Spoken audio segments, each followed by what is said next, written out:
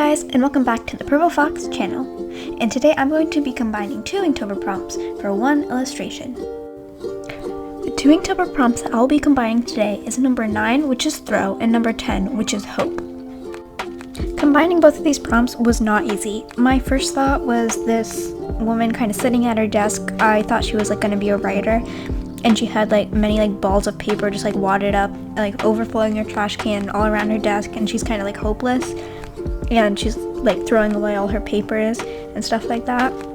I didn't actually end up going with that idea. My other idea was, well, it wasn't really an idea. I just wanted to draw a witch or witchy things because it's witchy season. Yeah, so I was just what should I do? So I just drew a witch because I felt like it. And then I was maybe the witch is a potion brewer.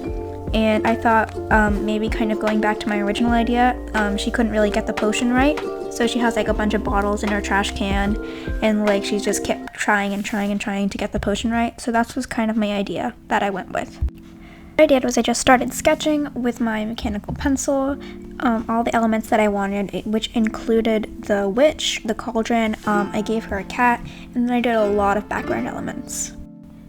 At the beginning of every sketchbook, I list some goals for myself. It's not I necessarily have to follow them because my sketchbook is just where I literally throw art somewhere, but I just want to sometimes practice stuff. So one of my goals in this sketchbook was backgrounds. So I tried to give a good background to this illustration. I gave a bookshelf, and if you don't know, I absolutely hate drawing bookshelves.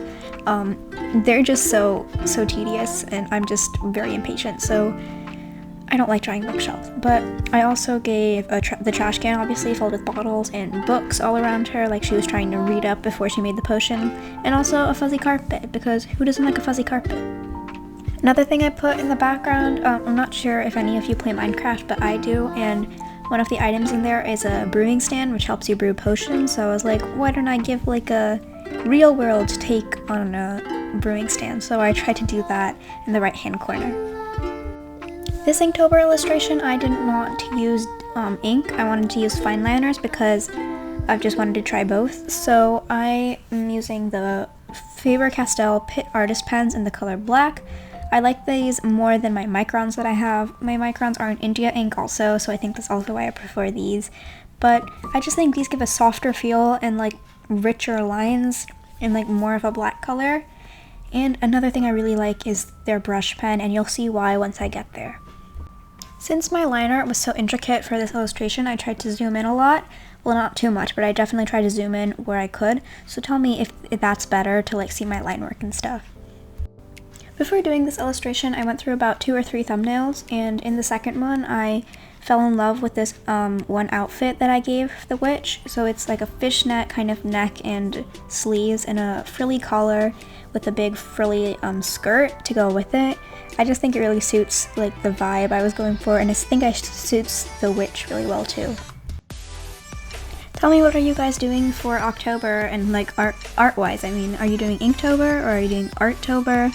Are you just using different prompt lists? I'm gonna link my fine liners and my prompt list down in the description, but tell me what you're doing because I'd love to hear your ideas and suggestions and just what you're doing. I also have another speed paint lined up for this Wednesday, so also let me know if you're excited for that. Here is where another background element that I decided to add was a door. Maybe the witch is in this secret room, and this door is a wooden door, so I tried to give a nice wooden texture to it.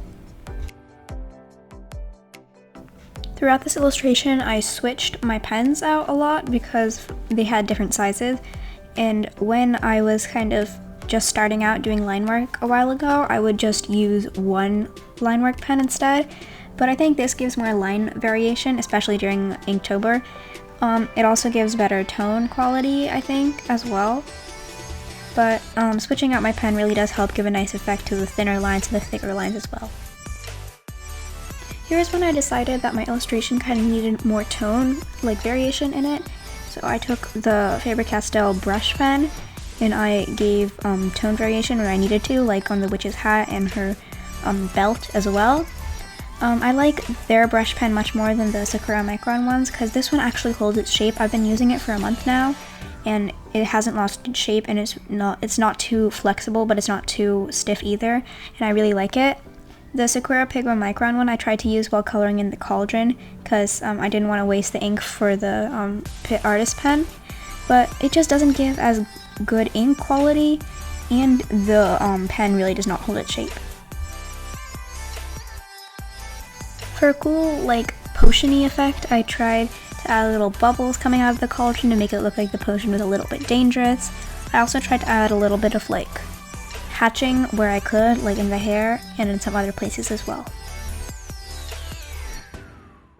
Here's the finished illustration. I really hope you guys enjoyed it. I really enjoyed making it, and I think it turned out really, really good.